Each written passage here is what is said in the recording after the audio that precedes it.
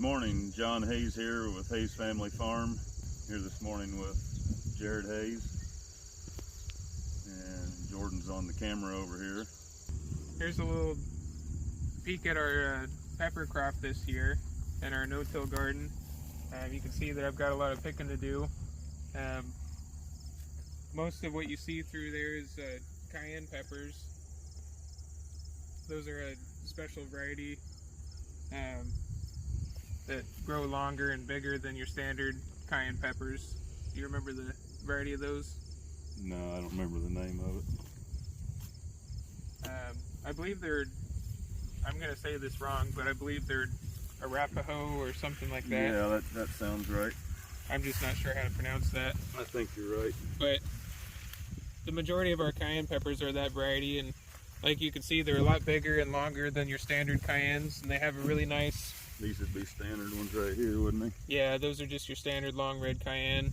That plant's not the healthiest one we have, but these bigger ones, they have a really nice, sweet, and at the same time slightly tart flavor to them.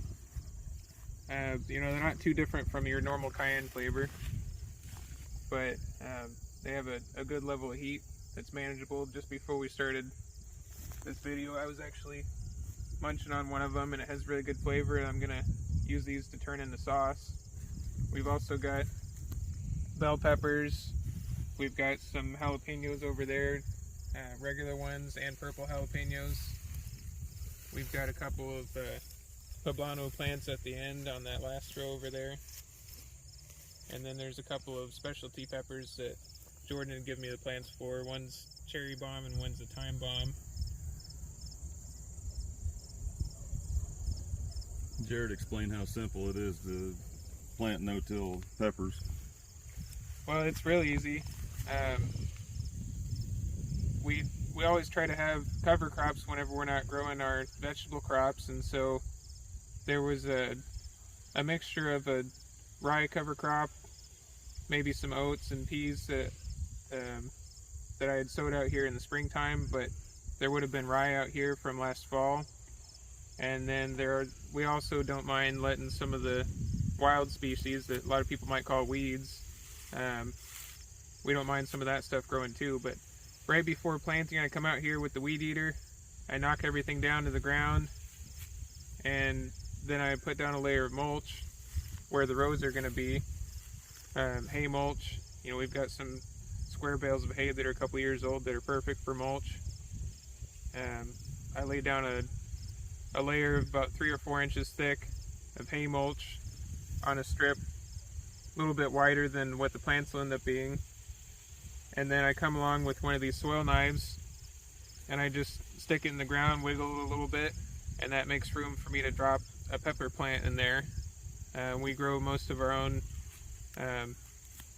plants from seed inside in the house under grow lights. We get those started early in the year before the last frost is done outside, so that then they're ready to plant by the time May comes around and we're safe from frost. And so from there, all that I have to do is just come out and pull a few of the weeds close to the plants. Whenever these thistles and different things up in between the rows get too tall, if I want to, I can come out with the weed eater and knock them back down so that they're not in the way. But you're letting some plants grow in between the rows just for some living roots in the soil throughout the summer. Yeah, we always try to let living roots grow in between the rows, even if it's thistles, because you know they also have benefits for the soil on their own. And a lot of times we'll have a cover crop between the rows. I didn't really put any of that out in this patch.